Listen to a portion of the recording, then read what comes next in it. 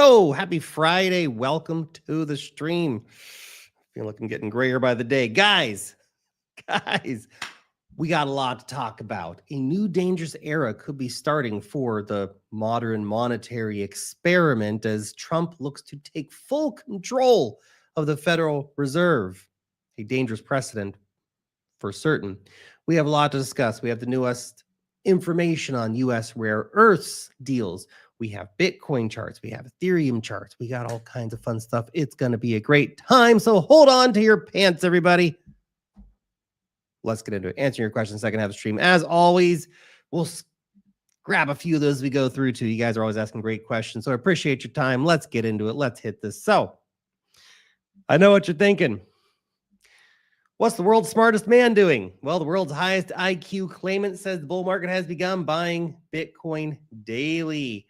Young Hoon Kim, a South Korean figure who claims to hold the world's highest IQ, says he has converted his entire net worth into Bitcoin and is now buying BTC every single day. Kim predicts Bitcoin can surge 100x in the next decade, eventually becoming the world's ultimate reserve currency and the only hope for the future economy. Tell me you've read the Bitcoin Standard without telling me you read the Bitcoin Standard, huh?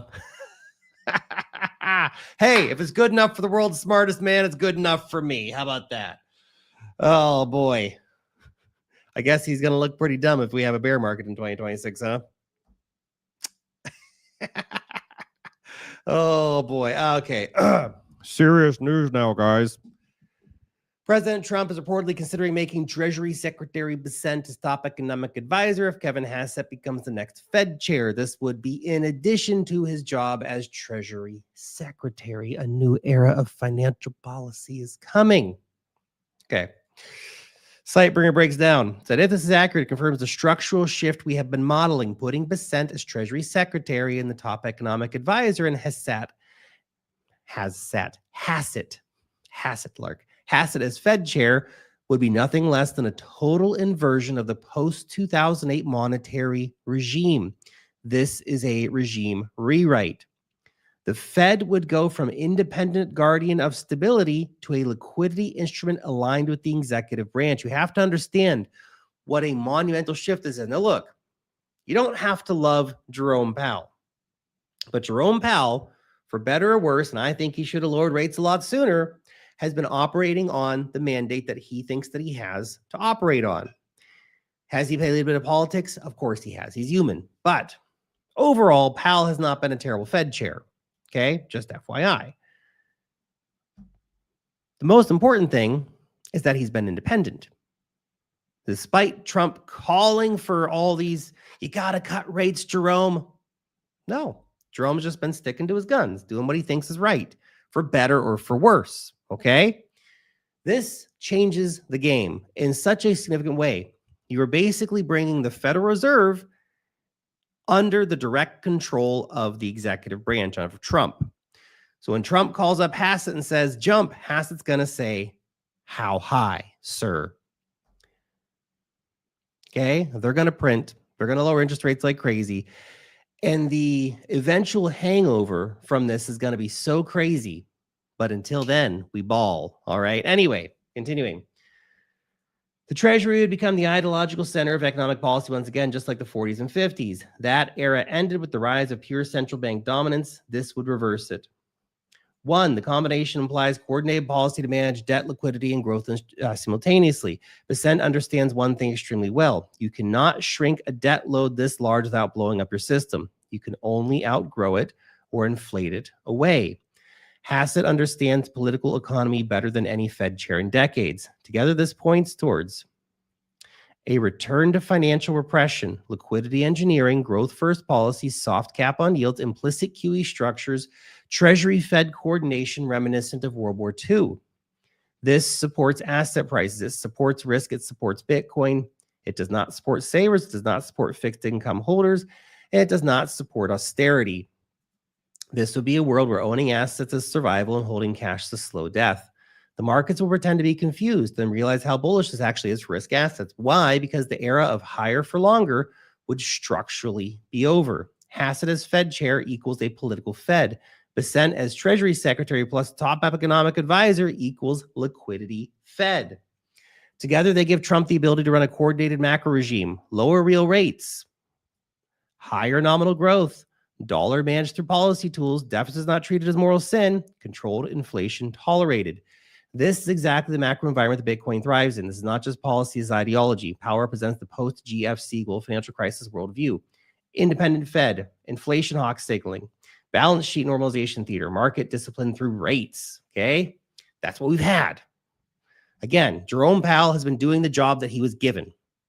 Love him or hate him for it. He's been doing the job he was given. What Trump is doing is saying, fuck that. We're throwing the apple cart over. We're throwing the baby out with the bathwater. And there's going to be a new era of money dominance. And it's going to come from me and my ideas. And Scott Bessent, man. This dude, I swear, man, if the rumors about him punching out Elon Musk, I would just, he's such a baller, dude. I'm telling you. Scott Bessent he's got these real serious, like, you think he's a nerd because he wears glasses? Like, nah, dude, he's the dude who gets drunk at the party and starts beating the people up. I'll take my glasses off and fuck you up, man. He's that guy. He's really rich, but he's that guy. I'm telling you. Anyway, Scott Bessent. Bessent and Hassett represent a new worldview. Growth is a priority. National strength comes from liquidity in industry, not rate sermons. Treasury and Fed must act together. Deficits are not the problem. Stagnation is the problem. Real economy over academic orthodoxy. Okay? Deeper truth, this strategic move aimed at China, coordinated Treasury Fed regime also allows for industrial policy acceleration. Now, that's really, really important, that line right there. And I'm reading through his whole post. Now, it's a big post, guys, but it's so packed full of information. Again, shout out to Sightbringer for a great post here. I think he really sums it up in a way that is very easy to understand here. Industrial policy acceleration. Keep in mind, we've done these videos, okay? I hope you guys are watching these. We have such good information in these videos. It's insane. The United States needs to build about 50 nuclear power plants between now and 2030. Do you understand the implications of that? One, that's a shit ton of high-paying new jobs, okay? But also, America's back, baby. They're building again. They're building big. They're dreaming big. They're doing big things. Reshoring capital flows, dollar supremacy maintenance, controlled inflation weaponized against foreign creditors, AI, energy, defense, infrastructure spending without austerity constraints. This is geopolitical economic warfare. It is. It is. The United States and China are locked in a AI war right now. Now, they want to work together. They're working together on chips. Doesn't really benefit either of them to have a trade war. But the flip side of that whole conversation is they are locked in a titanic battle between each other. Who is going to control the future? Because China cannot let the Americans they cannot lay down. They have to fight and try to get their own AIs to be the ones ruling the world.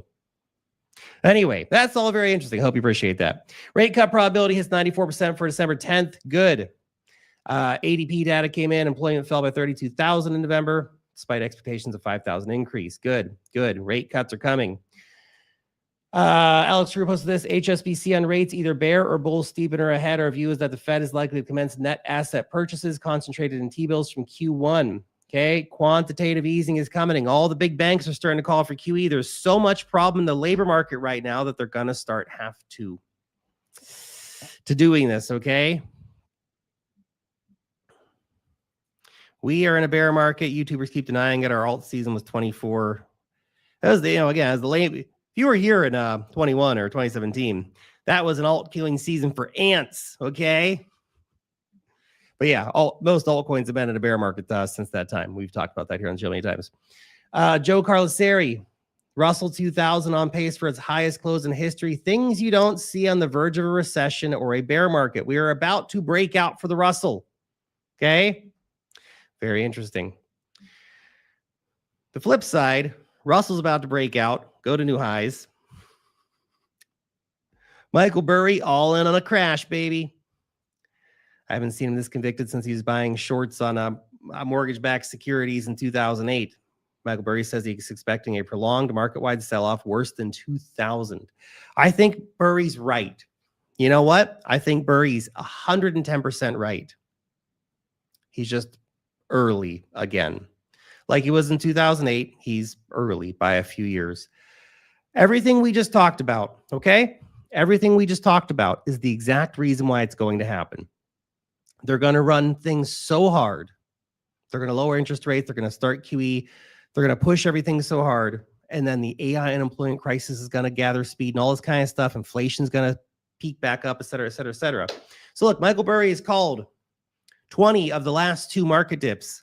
You should start a YouTube channel, man. Go on like this guy right here and be doing a good time. Anyway. But I think Burry's right. He's just early again. By the late 2020s, I think we're going to have a real reckoning to pay. Anyway, continuing. SPX futures opening slightly in the green, not by a lot.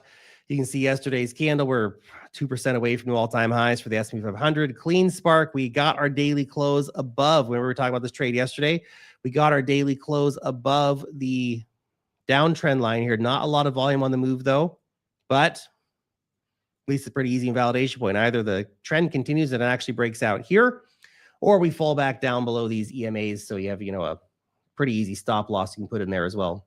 Keep an eye on that. I bought some more yesterday. Okay. Not a huge amount, but I bought some more. Qualcomm. Okay. I like this stock. I think they're doing interesting things. This is a multi-year hold, but gosh darn, the chart's looking very interesting too. I could see us pull back down to the 20-day EMA after this big move up. Kind of move back up like this, slowly grind over here before pushing higher, hit the 20-day EMA and bounce off. That bitch, what you want to watch for on this. We do have the MACD showing us upside momentum is likely to continue. Geiger Capital, U.S. plans more stakes in mineral companies. Trump official says you are not bullish enough. Yes. Rare earth minerals are absolutely critical to the future, whatever America wants to do. USA Rare Earth is the stock that is in my portfolio, up 25% today on that news. Now, I bought some more, I don't know, around here-ish, and I think somewhere around here for like $13 or something like that. My initial buy was like back up here, so not great, okay? Say around break even right now after this pump, but these rare earth companies, man, some of these are going to go absolutely freaking nuts. You watch. Guys, I want to let you know about the inner circle, okay? So look, this is insane. Now, we've been building this for years. You've heard me talk about our newsletter and stuff like that, but the inner circle is absolutely nuts. So this is our Discord community, and the value that you're getting here is absolutely mind-boggling, okay? So it's $50 a month. There's a link down below. You can check it out. It's $50 a month. In the Discord, okay, you get to talk to me, my team, the other great members of our community who are also sharing ideas and are super engaged. You're going to get a free trading course. It's a $300 value, okay? Free. You get the free trading course when you sign up for the Discord, okay? You're going to get a weekly altcoin report, a weekly stock report, okay? So there's hot trending coins, hot trending stocks, regular trading setups. We're sharing multiple trading setups on stocks, metals, crypto every single week. We're going to be doing exclusive AMAs, so you can come in and ask questions there. I know we do the live streams. You can ask questions too, okay? But you can also come in there and talk too. We have a proprietary token sniffer bot, weekly macro signals, monthly DeFi report, meme coin calls, prediction markets for $50 a month. This is mind-blowing value. There's a link down below. If you want to get signed up, we'd love to see you in there. We'd love to have you as part of our community. Go check it out. Link down below. Okay, so continuing. CFTC, this is huge news here, guys. The CFTC reveals that for the first time ever, spot crypto trading will be allowed on U.S. regulated exchanges. That's actually super crazy, man.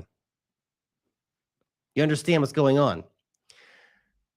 Spot crypto trading is coming to U.S. regulated exchanges. Now, that probably puts pressure on somebody like Coinbase, realistically.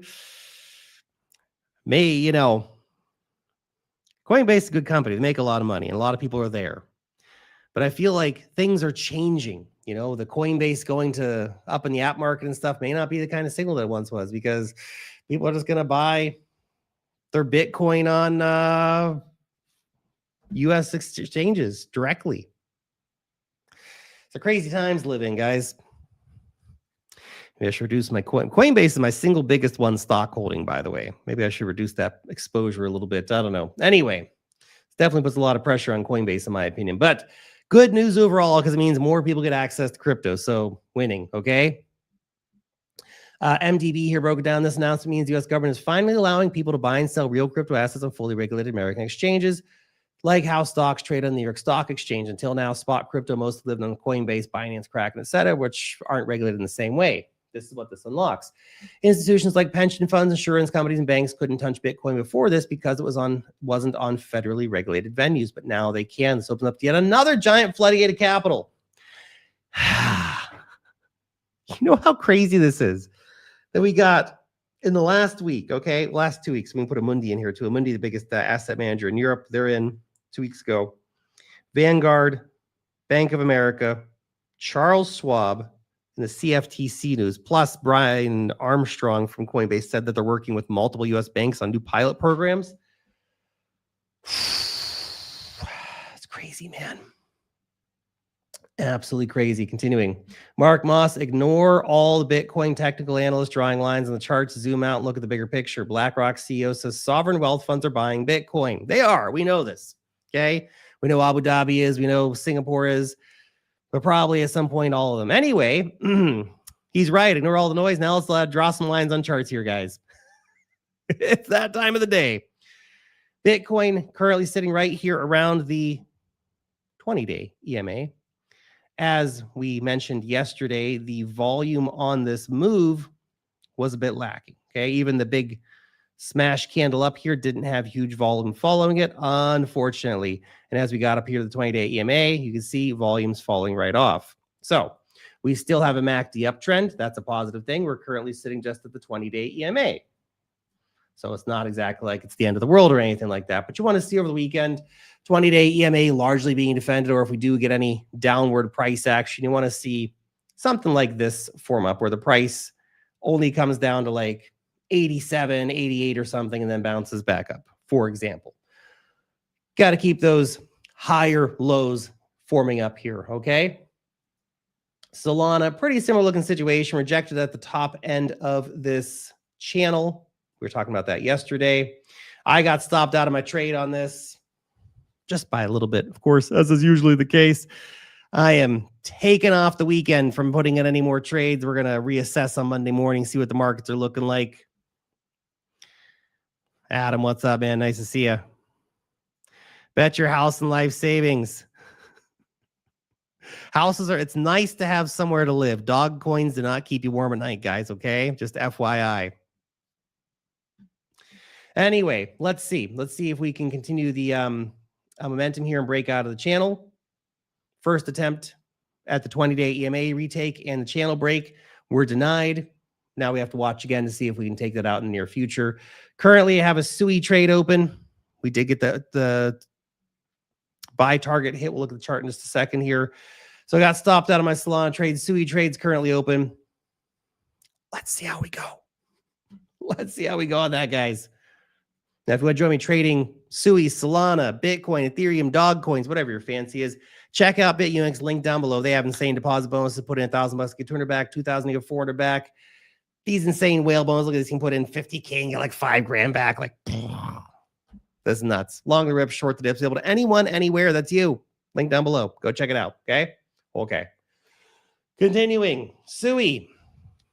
Looking pretty good, actually. Looking pretty good. Check this out. So far, anyway. So look, we pointed out the other day the possibility of a double bottom pattern forming up. Ended up being something like that. So double bottom formed up. We got the breakout. We got the retracement now to retest the neckline. Okay, so my stop loss in this is just under the neckline here. If this has just been a nice breakout retest to the neckline, then we should, in theory, anticipate this to go a bit higher. The total target here is about a 30-cent move. So that would be from about, well, entries around $1.63, looking at around the 50-day EMA. So my sell target's thinking $1.94 on the SUI trade, or $1.58 to get stopped out, one way or the other. Okay. Melissa, what's up? So blinking tired, I can't even type properly. It's exhausting. Feel ya. I feel ya. Get some rest this weekend, okay? This is the most important asset. I was so looking forward to change my life. We all were. Don't give up, Melissa. Don't give up, okay? Multi-cycle cockroach reporting for duty here, okay? I know you've been around for a long time, too. It's tough. It's been tough, okay? And if you don't enjoy your job currently, I can definitely relate. You know, having done jobs, I mean, I fucking love my job. Don't get me wrong, this is like the best job of my life. But, you know, having done jobs that I don't love in the past, okay? I can understand where you're coming from.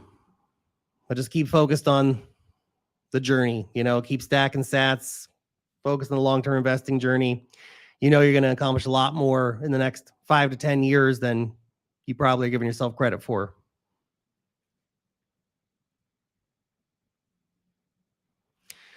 Hey, from Nebraska. I like Clean Spark. Could you look at Marathon? I also own Marathon, by the way. It's cheaper than Clean Spark, but a bigger miner. Yeah, Marathon's had a few issues. One, of course, has been dilution of the stock. So that's been kind of a problem for them. But I think it's a good company. I think it'll bounce back. I'm surprised that it hasn't, to be honest. It's been a pretty slow mover this cycle. But I think Clean Spark's got some nice vibes right now. It's got the AI stuff and that they're doing and all that. So anyway, continuing. Tom Lee. He's back, guys. He's back. Don't mind the jobs working all through 2020, 15-hour shifts. That's some crazy shifts. Yeah, one thing that I've appreciated, Melissa, about Dubai is the nice weather. No, I know it gets a bit too hot in the summer. Don't get me wrong. I understand. But man, I imagine the UK is very similar to like where I was in New Zealand, just relentless, like rainy and cold all the time, like all the time. Anyway, it depresses you a bit. You got to have the nice sunshine. Vitamin D is good for the soul. Anyway, gosh darn it. Tom Lee. Okay, we're getting distracted here. Tom Lee calls for $62,000 Ethereum. The Korean bull is back, baby. He will not be defeated. Don't worry about his bias that he owns 3.5% of the supply of Ethereum. This man wants the price to go up. He's calling for 62K ETH. That's a redonkulous number, but I love you for it, Tom. Unblock me on Twitter.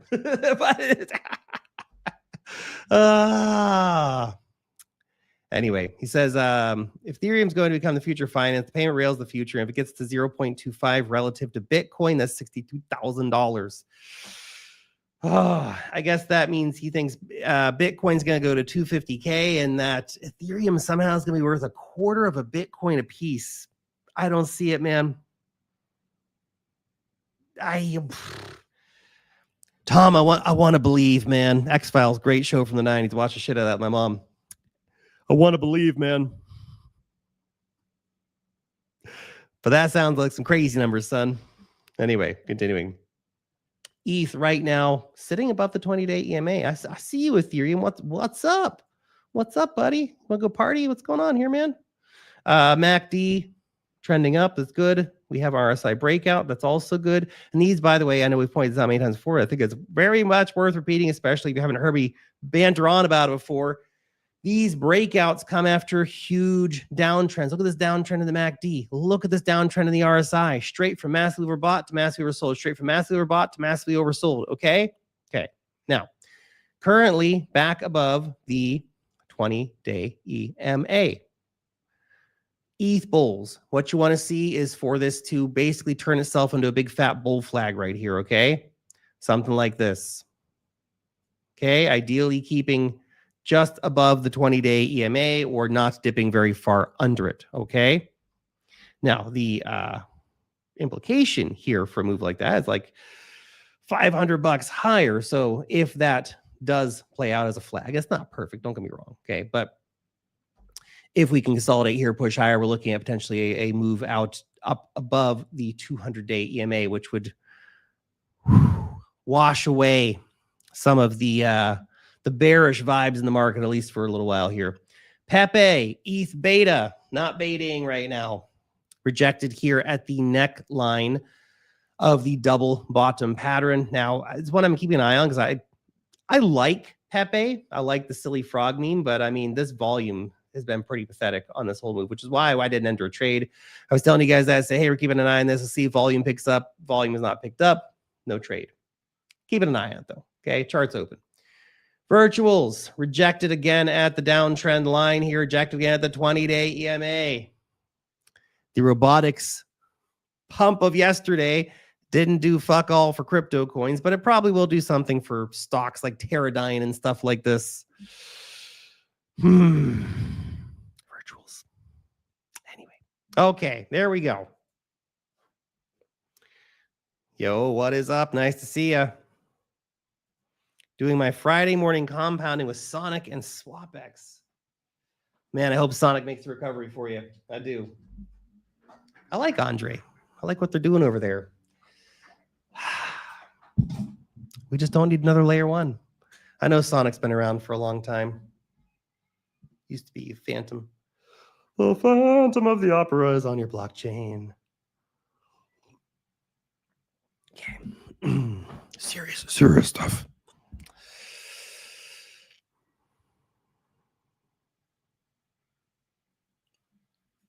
Catching up. Powell was not being independent, but Powell was 100% playing his own political games, purposely not cutting when he should have, out of spite. Well, yeah, I think he definitely has played some politics without a doubt. But the main point of independence is that, I mean, look, maybe Biden called him up and said, "Hey, you better screw Trump over, man." Maybe. Would you be surprised? No. But in terms of independence, I just mean that when the president says cut the rates, Powell didn't cut the rates. Anyway. No pump chart, Lark? Well, let's look at the pump chart. Come on, since you're asking about it. Since we're asking about it, let's have a little look. It's up here. Just didn't want to do too many charts today. I want to have lots more time for your questions. I got to keep myself to a minimum here. I all these things I want to look at, and keep it chill, Lark. Otherwise, you end up looking at too many charts and not having enough time for you guys' questions. So currently, pump trading below the 20-day EMA. MACD still trending up. We are in the process, we got to hope anyway, of a bull flag forming up. So that's what you want to see now, is for it not to lose too much more price action. That's okay, but if you drop much further down, then that's really not a valid pattern anymore. But if we break out there, then we're getting back above the 50-day EMA, which would be a nice start, okay? Then you're on to the problem needing to get over this damn line right here, which was the support line, now is the resistance line from the previous trend. Okay.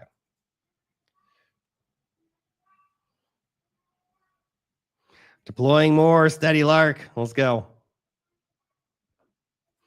Good morning. Thoughts on Floki? I'm all in on that dog. Let's go. Floki,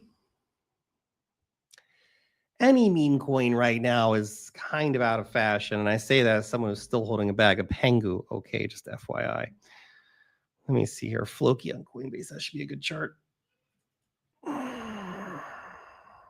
Currently, not too much of a note going on here. Gosh darn, is that the chart currently? This thing topped out in December 24, and has done nothing since then. Like a lot of altcoins, not Floki's fault. That's kind of what's been going on right across the board here. So, Floki, it ain't your fault, man. You can say, okay, short-term downtrend, let's say from the 1010 crash to where we are currently. You might see that we're attempting to break out. We have 1, 2, 3 touches here, trying to get out above that, trying to get above the 20-day EMA. We have been rejected at the 20-day EMA here, as of course you can see right there, rejected the 20-day EMA. MACD has been trending up for a few days here, enough to get us pushed into the 20-day EMA. At least that's where you got to break out of. This is the downtrend line, so we want to break the downtrend line and break out of the 20-day EMA here. That's going to set us up for a potential move here on Floki. Other than that, I don't know much to say about Floki. It's a picture of a dog. I know the guys at Floki are trying to do a lot of stuff. Don't get me wrong. But it's kind of putting lipstick on the dog, so to speak, right? Because essentially Floki's a meme coin, and it's going to trade like a meme coin. It'll trade in the liquidity waves and the hype waves that meme coins ride on. Until then, I wouldn't expect too much from it. The Russell 2000 is pumping hard, man. Let's go. Russell 2000 pumping should, in theory, at some point be good for our magic internet money.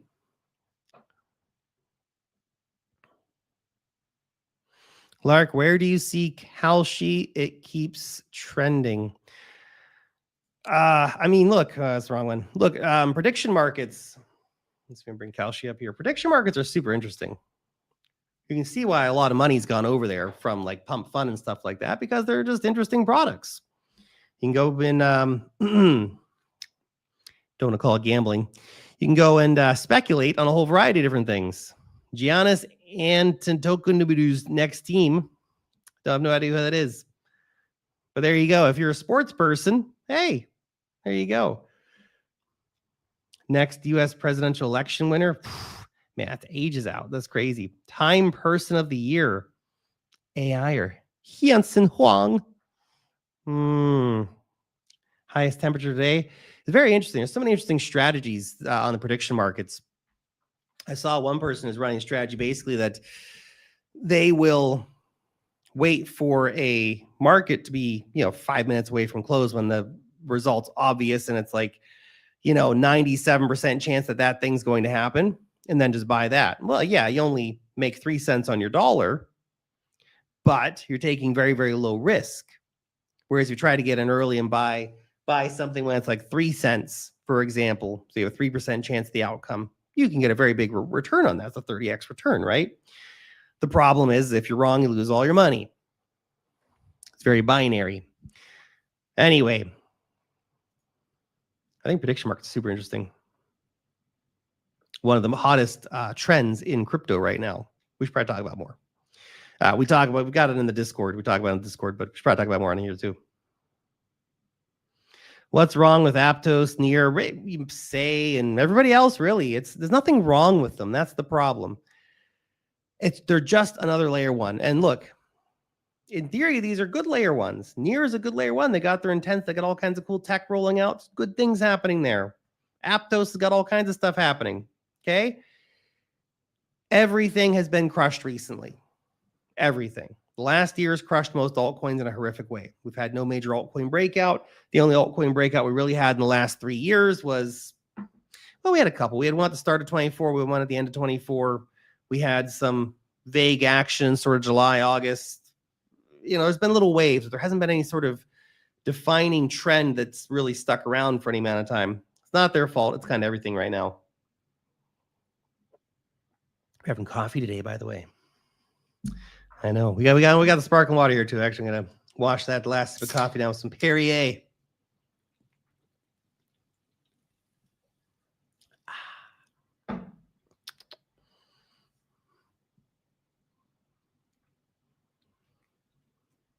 Would you please talk on Render? Great tech. Token's been super mega wrecked time, which is actually super interesting, by the way, because you would think, and this just goes to show you how little everybody gives a fuck about crypto in the regular world. Look at that breakdown on that triangle back there, man. This is the last time when you guys asked about it. I'm just about the target of this was 550, 250. It was like a $3 breakdown target, so it broke down from $3. Oh, you got it. Actually almost got there too, didn't it? Jeez Louise. Anyway. Besides the point, this thing is slaughtered beyond belief. Look at that. It's $1.60. This is basically back to near bear market lows. I mean, it ain't Polkadot, all right. I mean, Polkadot's literally was $4 during the FTX collapse, and now it's like $2. That's ridiculous. Render is holding up much better. But anyway, the point that I was trying to make, I was too distracted talking shit all the time. The point that I was trying to make is that it's interesting that something like Render hasn't really taken off, because in the current climate of everything AI, everything GPU, oh my God, we need more GPU power, we need more of this, more of that. All of these decentralized GPU network coins, Render, was it Node.io? Is that it? I think that's like the one on Solana. Golem, there's 5 or 6 others actually. None of them have really had a big pump. You'd think, okay, well, look how good data centers are doing right now in stock world, because well, when you own stocks in a data center, you actually own something. When you own a token, you don't really, Anyway, I like what Render's doing. The token does not look great right now. It's not unique in the market. Everything kind of looks like this, but doesn't look great. Until it gets back with a 20-day EMA, like most coins in the market, don't expect too much good to happen.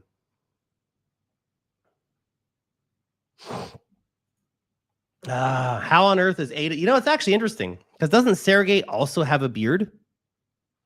But how on earth is Cardano worth more than Chainlink? The world's a crazy place, man. You got to understand that the Link Marines, man, they're like a group of actually serious investors who have this sort of thesis, man. And Cardano guys are just like white papers and beard, baby. Let's go. It's a cult. It makes no sense if there were. And again, I'm not hating on Cardano. It's just look at the actual statistics of the usage and shit on this chain. It's an absolute shit show. It's just a fact. Okay, if my Solana bags looked as bad as my Cardano looks, I would call that out too. But Solana's killing it, and Cardano's just crapping it, basically. It should probably be worth like $100 million or something, realistically. The fact it's worth multiple billions is bonkers. Yo, James, what's up?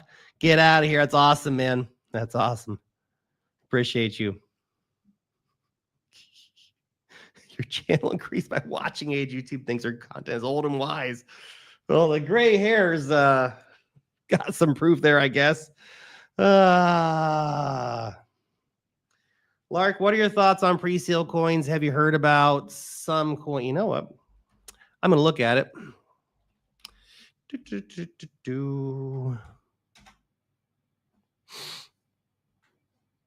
A living decentralized AI trading network.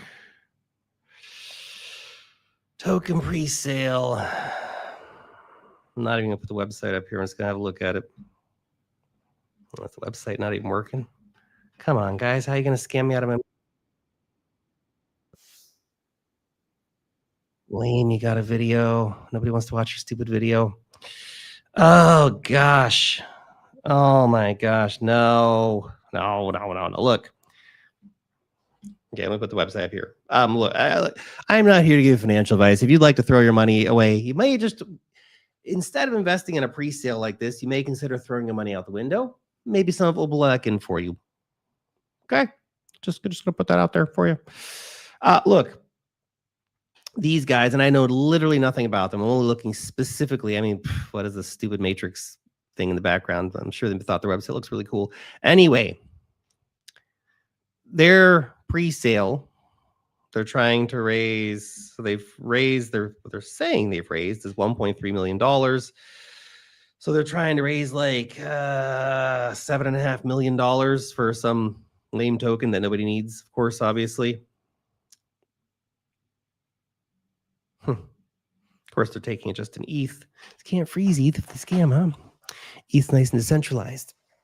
Anyway, look, I know literally nothing about this except that when you see these kind of pre-sales that are run on their website and you got to connect your thing and send some fucking ETH across, this ain't 2017, man. This hasn't worked as a thing to do since 2017. Usually, 99.99% of the time, when you send your money to this kind of thing, and again, I don't know anything about these people. Maybe they're the best shit ever, and you're going to come back in 6 months and be like, see, Lark, I made $1 bajillion off of this. But 99.99% of the time, perhaps this is the unicorn exception. I'm just going to put that out there. I know nothing about this. I'm just telling you based on the metrics of what I'm seeing on the screen right here. This is absolutely typical of like a Z-tier ICO where they're just going to steal your fucking money, and that's it. Okay? You got to ask yourself, if these guys were even vaguely non-shit, okay, then why wouldn't they launch on CoinList? Why wouldn't they launch on Coinbase? Why wouldn't they launch with any halfway decent partners? No, I'm just going to say, well, but they take money and stuff like that. Oh, yeah, okay, sure. But I'm just telling you, if they can't, if they can't sell out, think about this. You're going to buy tokens now. They have 20 days left in their pre-sale. They can't even sell out their pre-sale. They're not going to get listed on centralized exchanges. Who the hell is going to buy this token? You are the exit liquidity already buying this from them because no one else is going to buy it. Again, maybe I'm wrong, but this is just my experience looking at this stuff that I've seen play out many, many times before. The most legitimate sales are overhyped and the ICO market's broken, but the biggest professional ones that are at least not going to be scams launch on places like Coinbase, CoinList, Binance, Bybit, etc., right? And even then, half those end up being, well, not scams, but they end up going to zero anyway. Your chances of this random website and sending some ETH to them, hitting and making money, again, throw your money out the window because at least some of it might blow back in, okay? That's my thoughts on that. Lark slumped in his chair.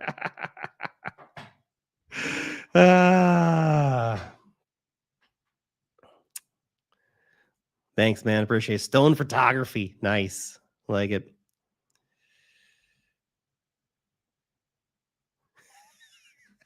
Something must be wrong with me because I enjoy watching a stranger film himself in his room every day halfway across the world to keep going back for more.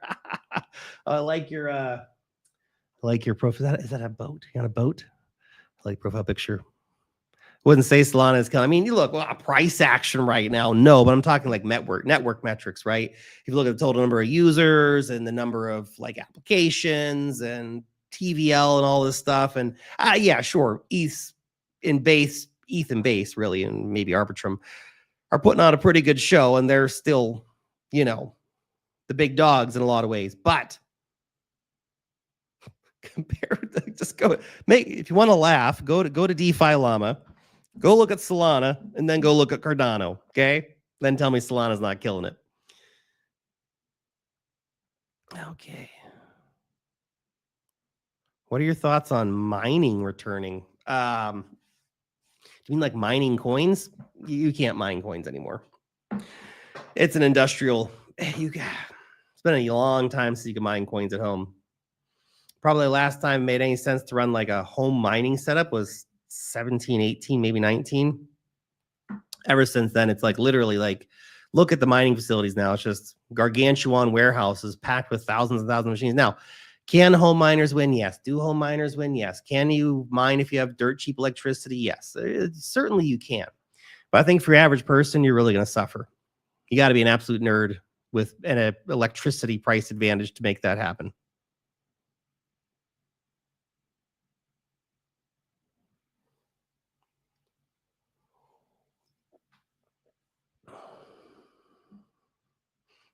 What if we all bought and actually held? It's a problem, isn't it? We're all going to buy and hold, and there's been one guy saying, dumbasses, I'm going to sell all this shit. The cynicism is extremely high in the market right now.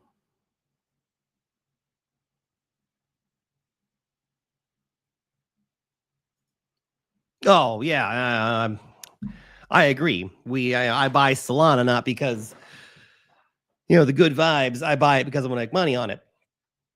Don't get me wrong, but I think that it will make money because of the fundamentals. And I know fundamentals in crypto, don't talk about fundamentals, Lark, but a few coins actually have fundamentals. Like I said, there's probably 100 or less investable assets in crypto. Solana is one of the 100. Cardano, in my opinion, is not. Now, if Cardano's metrics change at some point and they get this big influx of users and people start building everything there and there's like billions of dollars of stable coins and yeah, sure, my opinion will change. But until then, I think it's mind-bogglingly overvalued.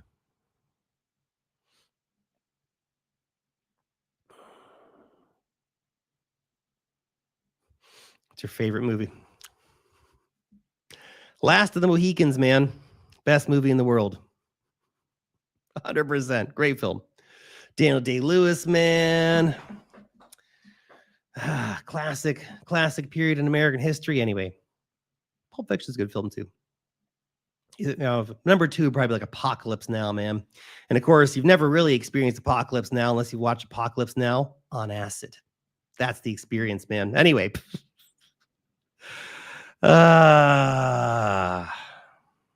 Lark, are you one of the guys who acts like XRP doesn't exist? No. No, I'm not. We talk about XRP all the time. You guys ask about it all the time. We talk about charts all the time. We'll trade XRP sometimes.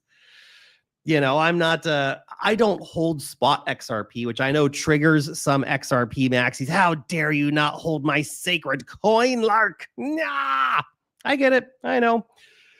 I think I've got like, 7 or 8 coins in my portfolio right now. It's very, very lean at the moment. I like it. I don't hold spot XRP. I think XRP trades on nice narratives sometimes. It can have nice pumps, surprisingly, considering how big the market cap is. But it can have nice pumps. Chart trades pretty clean. I got no problem with XRP. I don't think that XRP is like fantastic. I think back in 2017, it had a pretty interesting value proposition. In 2025, when you can send Solana or you can send USDC across Solana for a fraction of a penny. A little more problematic. How do I day trade as a complete beginner? I'm 18. Well, there's a few interesting things to keep in consideration. One, there's these crazy things called jobs. You probably want to get one of those. Now, I know you're thinking, come on, internet man. Oh, yeah, I'm just going to trade my way to glory. Okay. With what money? The reality is, trading, day trading, you can definitely make money doing it. Okay. The tricky part is it's probably going to take you years to get even vaguely good at it. Okay.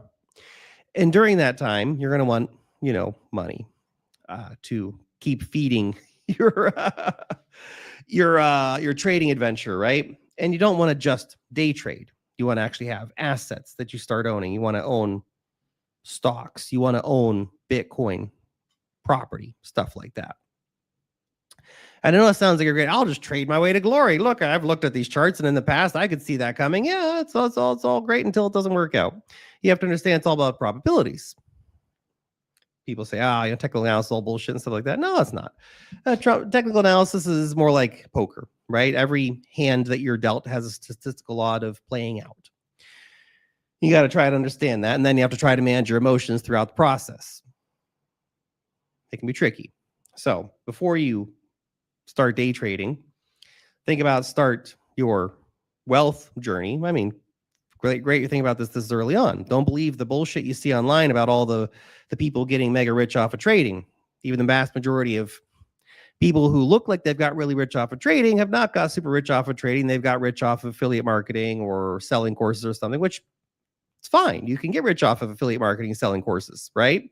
I make money on affiliate marketing and selling courses. It's a good business, right? But I'm not going to sit here and tell you that I've generated 99.99% of my wealth from day trading, because I haven't. Day trading is like a hobby for me, because I don't give a fuck about it. Like if I lose money, great. If I make money, fantastic, right? Investing has made me shit tons of money. I'd say the majority of my wealth has come from investing.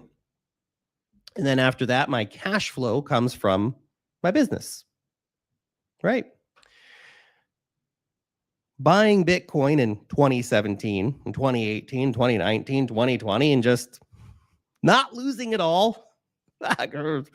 Lost some of it over the years, geez, but not losing it all has made shit tons of money. Now you're 18. Imagine this. What could you do if you start your investing journey now with get a job? Okay, you don't need to don't go to fucking college, man. Education advice, okay? But seriously, by the time you finish college, AI will have probably taken away most of what you did anyway. Okay? Find a skill, find a hustle. There's so many ways to make money in the world. You do not need to go to university. No, I went to university back before AI came around. More gold says Lark doesn't sound confident here. I'm doing pretty okay. Don't worry about it. Trying to interpret too much of what I say. I start getting a bit tired after talking for almost an hour straight. But anyway, get a nice skill. There's a lot of jobs you can do. Think outside the box, whether that's doing something online, okay, or doing something in the real world. Depends on where your skills lie at.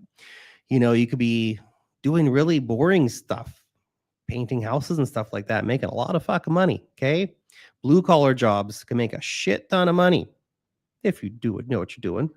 And then you can take a little bit of that money and invest. Keep your expenses low. Say I made $100,000 this year. I'm 22, right? What you're probably going to go do is I'm going to buy a new fucking truck, man, and go on a big fucking holiday. You're 22. Live your life. I get it. But if you take half that money and invest it, take a little bit of that money and trade with it, man, you just keep trading over time. You'll learn to trade. You'll get better intuition for it. And you will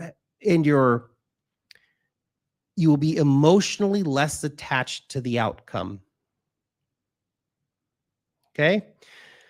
Because when you're emotionally attached to the outcome, or your rent depends on you winning a trade, you're screwed. You're not going to win like that. Okay? You're not. So, job, income, invest, learn how to trade on the side of a very small amount of your money. Okay? Look at it as a hobby. If you at some point get the rest of the stuff sorted out well enough, you're probably not going to be a day trader anyway. Sounds glorious, but realistically, what are you doing? I'm going to stare at my charts on my computer for 12 hours a day. Yay, great life. I fucking love what I do. I love making videos. I love making content. I think it's very interesting. But man, last thing I want to do is stare at charts all day. I like it. Don't get me wrong. But it's like a hobby for me. If it was my job, anyway, continuing. I might start doing poop scooping. Hey, someone's got to do it, man. I got 2 girls. They're thinking college is the way to go. My mom is a teacher. My dad was the art director, and I'm begging them not to go to college, think something else. But yeah, man, I think about it too. Like, I was thinking about this in the shower this morning, actually, about my kids. My kids are very young. They're not close to going to college, but I'm definitely, by the time they're ready to go to college, like, and even thinking about their school journey, I think, I don't care, man. I don't even want them to go take tests. Who the fuck cares? Oh, go take tests. Like, I don't care. You know what I want my kids to be? Happy. I don't want to be all stressed out thinking about tests and stuff. We're thinking pretty hardly about, we're thinking pretty strongly about homeschooling, actually, just for that purpose. But we'll see how it plays out. But anyway, in terms of college, think about this. If you're going to college today, most of the degrees that you're going to go in to learn about are going to be obsolescent by the time you finish your degree in 4 to 5 years. And what you will be left with, a huge pile of debt. Look at already graduates, right? The unemployment rate for young people is very high. Graduates are not finding jobs, especially ones that they went to university for. Now, if you go to university to be an engineer, okay, your girls go to be engineers, they're going to have jobs. Are they going to go to be doctors? They're going to have jobs. Okay. Are they going to go to be accountants, lawyers, social media managers, art history majors, translators, 50 other things? They're not going to have jobs when they finish. Okay. So some things will be worth going to college for still. Most things will not be. I guess that's the point in the video here, guys, where we're talking about all kinds of random life shit. I think we better finish up. You guys are awesome. I'm going to see you back on Monday. Peace. Oh, actually, hey, by the way, on Monday, we're going to the Bitcoin conference. I'm actually streaming from the Bitcoin conference. Well, you'll find out. I'll see you then. Bye.